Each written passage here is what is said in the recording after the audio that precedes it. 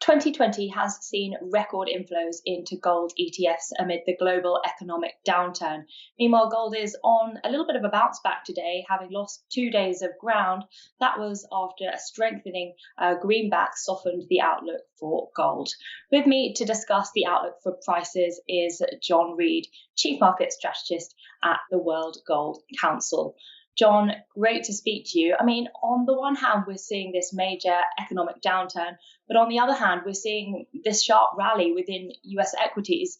Where do you stand when it comes to risk? Do you think we're in risk on mode or risk off? And what does that mean for a precious metal like gold? Well, I think you can clearly see the reaction from equity markets is that it would appear that it's very much risk on at the moment. How long that lasts is obviously a difficult question to say. And we're not in the business of forecasting equity markets or indeed any of the markets. But what I would say is the fact that investors have turned to gold during this period of increased risk and uncertainty is entirely consistent with the sort of behavior that we've seen in the past. When we've seen sharp slowdowns in the global economy, for example, during the global financial crisis, we saw after some initial weakness, we saw gold go on to make solid gains as investors deployed large amounts of capital into the market. So do you think that this rally that we're seeing in gold still has legs? Do you think it has more room to run? I know you're not sort of in the game of predicting. It seems to be holding firmly above that $1,700 level. Do you think there's more upside? I think there certainly could be.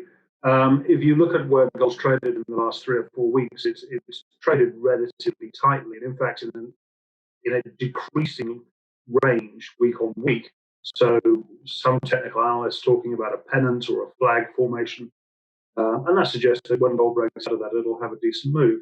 Now, which way it moves, I think very much depends on what's happening in the world. If we're in a situation where the global economy has come back to normal quickly, and the fears about the coronavirus and its impact on the global economy have gone away, then perhaps we'll see gold see some profit taking. But if people are still concerned about what the coronavirus's impact will be on the global economy for this year and medium term, then gold could potentially attract a lot more investor flows. So what do you think that the implications from the coronavirus pandemic could mean for the outlook for inflation? Because we know that gold is often used as a hedge against rising prices. I mean, what's your forecast for where we stand in terms of price levels? Do you see those rising? In which case, would that bolster the outlook for gold? I mean, I'm like most people, I think, at the moment, I'm trying to work out what this is going to mean for inflation and deflation, and what it also means for asset price inflation. I think that uncertainty is one of the things that helps gold. I always see gold as an asset which performs well at extremes. When the economy is growing strongly, when risk appetite is high, unemployment low, and inflation well behaved, typically other risk assets tend to perform better.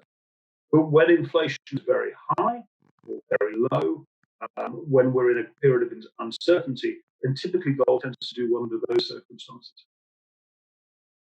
What about the correlation between the US dollar and gold? Because they're both sort of risk-off assets. They're both seen as safe havens. But sort of in the literature, typically you'd say there's this inverse correlation that a stronger dollar should weaken commodity prices. I mean, which of those forces do you think is stronger right now? Well, I think the work we've done looking at the correlations of gold and other assets shows, as you suggest, that the dollar over the long term has the strongest negative correlation with gold. The other factor that's really important is long-term real US interest rates. And those two have been jockeying for position over the last couple of years.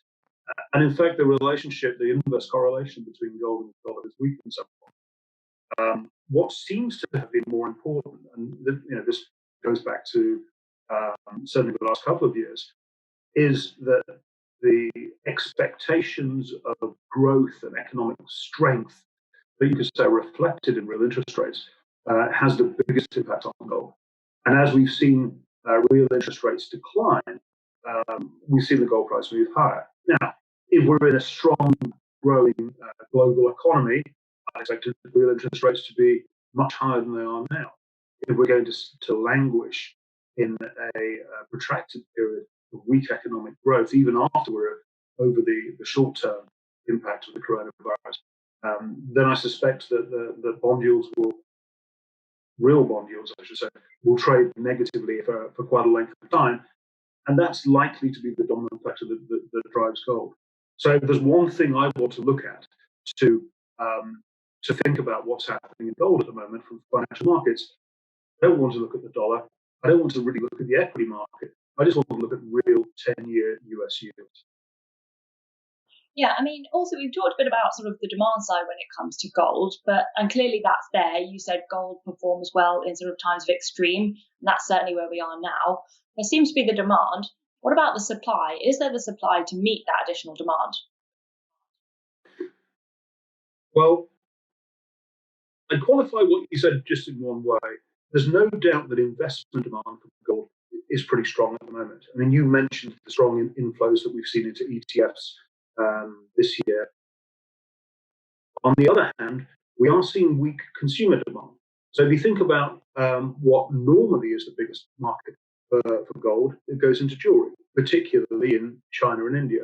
And those markets have been hit very, very hard by the slowdowns from the coronavirus. Overall, total gold demand was up about 1% in the first quarter, driven by the strong investment flows.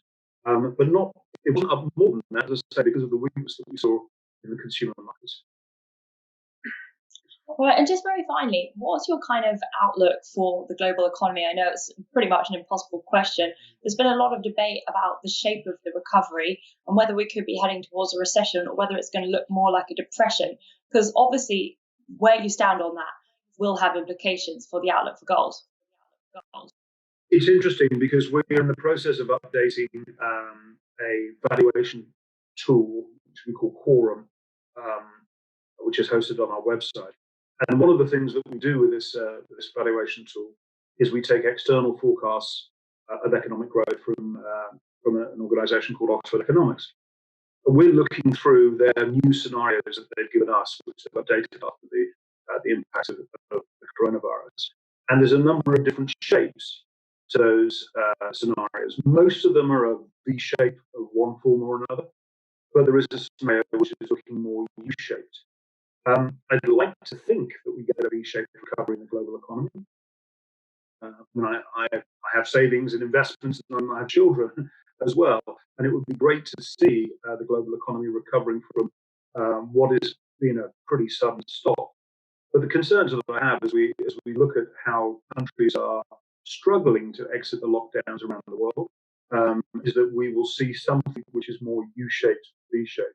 So my hope is a V, my expectation is something closer to a U, and that probably means a protracted period of low or even negative growth around the world, and that is the sort of environment which should encourage investors to move to gold. All right, John, thank you so much for your time. And that was John Reade, the Chief Market Strategist at the World Gold Council. I'm Victoria Scholar, and thank you for watching IGTV. For more videos like these, subscribe to our YouTube channel, IG UK, and make sure to follow us on Twitter. We're at IGTV.